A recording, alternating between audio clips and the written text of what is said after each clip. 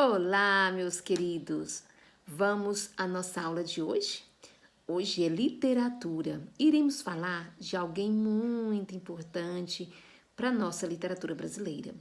O nome dele é Alfredo de Freitas Dias Gomes. Conhecem? Já ouviram falar? Mais conhecido como Dias Gomes. Agora creio que melhorou.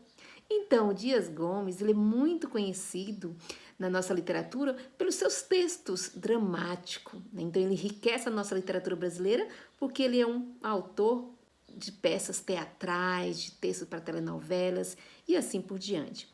Ele nasceu em 19 de outubro de 1922. Nasceu na Bahia, em Salvador, e depois mudou-se para o Rio de Janeiro, onde construiu toda a sua vida literária, pessoal e etc. Ele escreveu, com 15 anos de idade, ele escreveu a sua primeira peça, A Comédia dos Moralistas. Ele venceu com essa peça um concurso de Serviço Nacional de Teatro em 1939. Dias Gomes foi um escritor muito conhecido no teatro, pelas suas peças teatrais, pelos seus textos para televisão, né? O autor trabalhou na rádio, na televisão, mas devido à sua filiação no Partido Comunista, seus textos foram rejeitados. E para ele continuar trabalhando, escrevendo e mandando seu texto para a telenovela, ele teve que fazer uma negociação com a TV, utilizando pseudônimos, utilizando o nome de outras pessoas também, para poder continuar produzindo. Porque como ele se filiou ao Partido Comunista, ele foi rejeitado. Então, a perseguição política era grande naquela época, né? Mas, assim, profissionalmente, ele entra na literatura brasileira com a peça teatral Pé de Cabra, que é muito interessante. Em 1950, ele casou com a autora de telenovela Janete Claire. Quem é Janete Claire? Janete Claire é uma escritora. Ela escreveu várias telenovelas para a Globo, naquele horário após o jornal, né, que era 8 G9. E então era o momento da novela, né, novela das 8, novela das 9, novela do auge, que todo mundo espera. E ela fez muito sucesso com inúmeras telenovelas que ela escreveu. E agora imagine, né? Dias Gomes com Janete Claire, os dois escrevendo peças de teatro, telenovelas e contribuindo para a nossa literatura. Só que aí, três anos depois do casamento deles, foi em 1953, uma comissão, né, uma delegação de escritores foram para a União Soviética comemorar o 1º de maio. Só que quando eles retornaram, Dias Gomes foi demitido. Ele trabalhava na Rádio Clube. E ele foi demitido porque ele foi colocado na lista negra, né? Aqueles nomes que politicamente não era boa influência. E ele foi colocado nessa lista e por isso ele ganha as contas, é demitido. Para ele continuar negociando seus textos, escrevendo seus textos para a Rede Tupi, foi necessário fazer aquilo que eu já disse anteriormente, renegociar com seus colegas para poder continuar produzindo seus textos.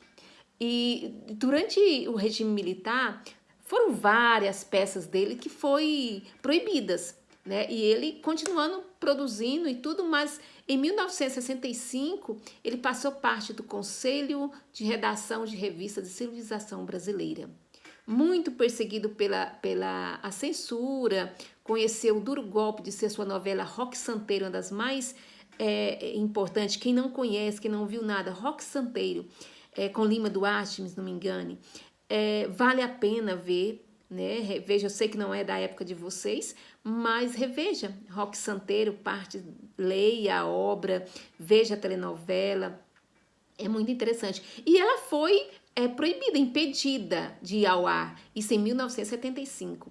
Ela volta 10 anos depois de ser proibida, ela volta e foi um dos maiores sucessos do gênero, né? Foi o maior sucesso da Roque Santeiro e da televisão brasileira.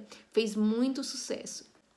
Mas por que suas obras, inclusive Roque Santeiro, foi impedida? O que tinha?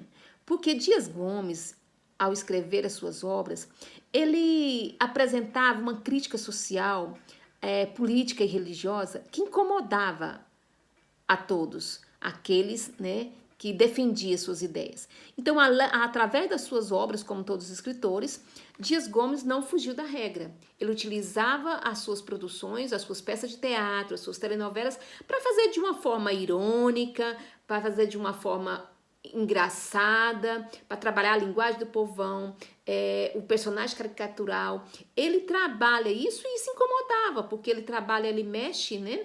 Ele incomoda a questão política, crítica social e religiosa. Mas mesmo assim, com todas essas perseguições, com todas essas dificuldades, ele escreveu peças e teatros para televisão, para teatro, né? E ao ponto de ser eleito para a Academia Brasileira de Letras em 1991. Ele morreu em 18 de maio de 1999. As obras de Dias Gomes, ela apresenta inúmeras temáticas, né? Ele aborda várias, como eu já falei para vocês, a questão do humor, a questão da linguagem coloquial, a questão dos elementos grotescos, do regionalismo, a crítica religiosa. Então, essa área toda, a caráter nacional popular, o diálogo entre o épico e o popular, o misticismo, a decadência do herói. Então, tudo isso são temas, são assuntos que são abordados em suas obras. E as obras, escreve dentro da literatura vários romances, do teatro também inúmeras obras, né? Vou passando algumas depois aqui para vocês. E também na televisão. Então, A Ponte do Suspiro, Verão Vermelho, Assim na Terra como no Céu, Bandeira 2, o Espigão, Saramandaia, que foi uma telenovela, Sinal Alerta, Expresso Brasil foi um seriado, O Boi Santo foi um especial, Noivas de Copacabana foi uma minissérie, né? O Fim do Mundo também foi minissérie, e teve alguns textos deles que foram adaptados. O Pagador de Promessa foi para o cinema, O Bem Amado foi para a televisão, depois também teve seriado, O Rei do Rio, também cinema, Roque Santeiro, né? Também foi uma telenovela.